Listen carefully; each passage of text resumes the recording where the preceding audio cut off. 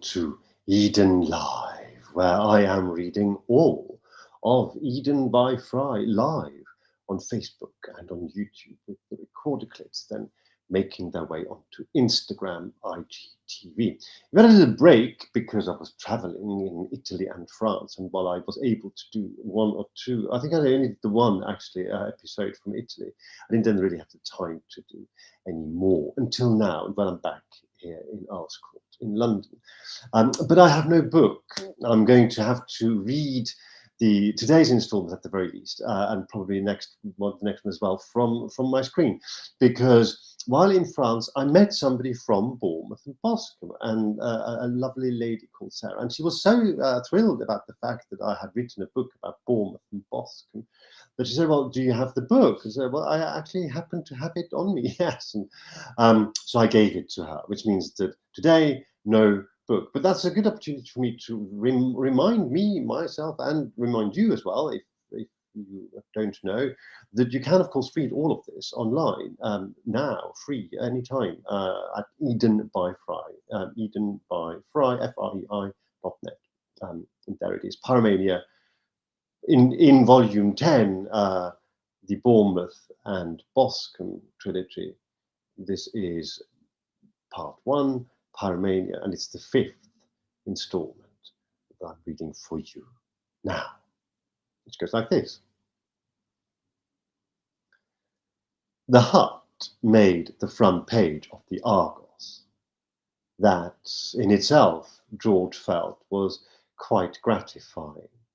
He and Andy were already back in Bournemouth by the time they found out, online, that their test had become a local news item in Brighton and Hove. It nearly didn't. When they got to Brighton, exactly as planned, and with no eyebrows raised from anyone via Uncle Edward's in London, they found to their dismay that Brighton beach huts in the main were bigger, fatter, and squatter than those on Boscombe Beach, and, more to the point, they mostly sat flat on the ground. George's approach had been, and to all intents and purposes still was, to plant a tiny charge of homemade explosive under each third hut and, considering the average distance at which they were spaced, hook 3 charges up to one kitchen timer.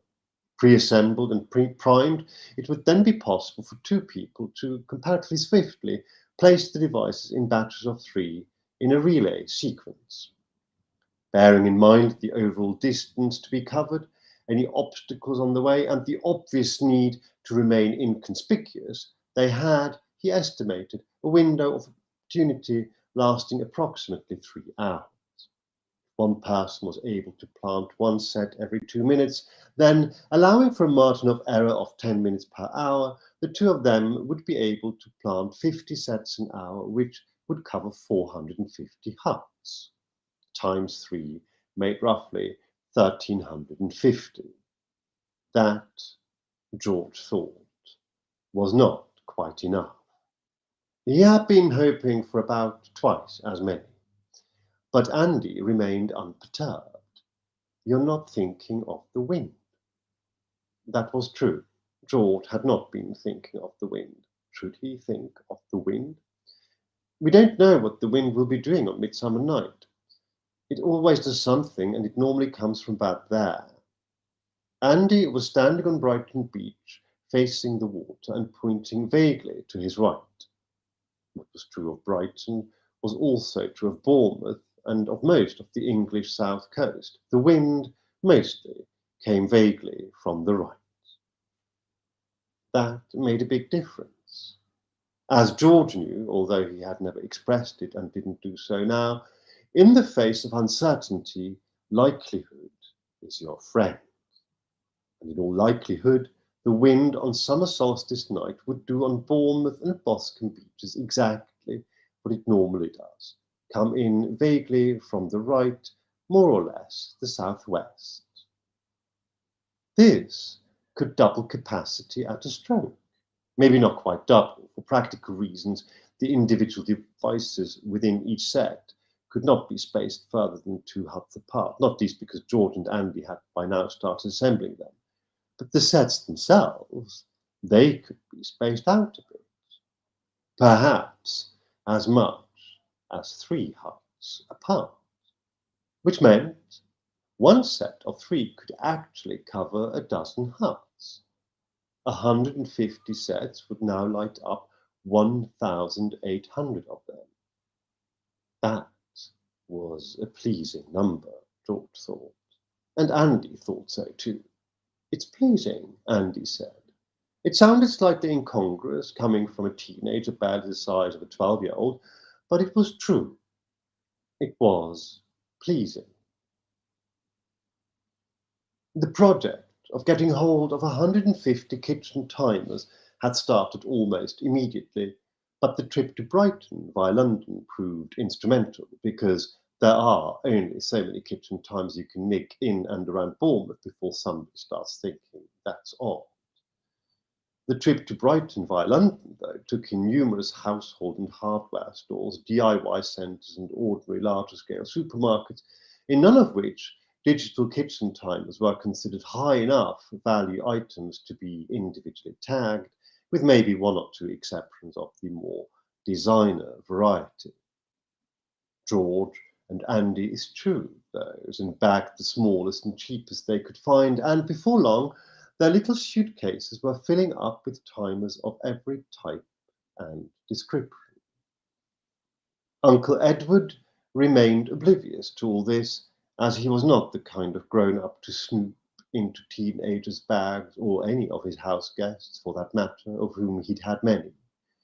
He wished them a good night out on the Saturday, when he was going to go to the theatre and dinner with a friend, and they headed down to Brighton. As previously agreed, they did not tell Uncle Edward that they were taking a train down to Brighton, so as far as he was concerned, they were just heading into town. They did not specifically tell him that's what they were doing either, because it went against George's grain to lie to his uncle, whom, after all, he liked very much. Following what looked like a potentially fatal setback, owing to the wrong beach hut design being prevalent on this part of the coast, the 2 boys who here, among the curious mix of the youthful laid-back, the middle-aged gay, and the residual resident retired, looked oddly at home, on their stroll happened upon a hut that seemed and turned out just about perfect. Part of a group that looked a little older than the others, it sat on a low but accessible base. It was in good but not pristine condition, and its location, towards the end of the beach, made it, if not exactly isolated, then still comparatively quiet.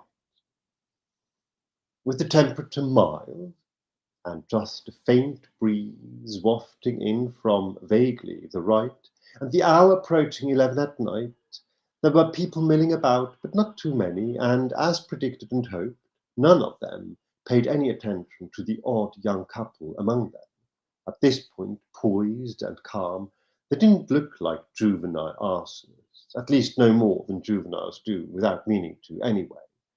They looked like any teenagers, one tall and languid, the other minuscule and mercurial, who probably should be heading home about now, and who would be doing just that, so as not to miss the last train to London, albeit not without a curious detour. The deed itself was done in seconds, and, within the specified minutes of deliberately programmed delay, resulted in a most satisfying bang.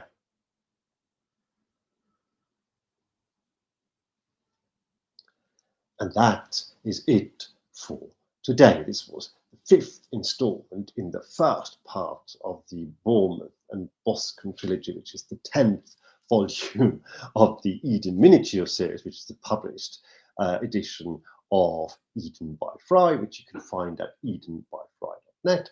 I will continue again. I will continue this again more regularly now because we're back into normal term time and I'm back home now on Monday. And until then, I hope you are keeping well, able to keep well.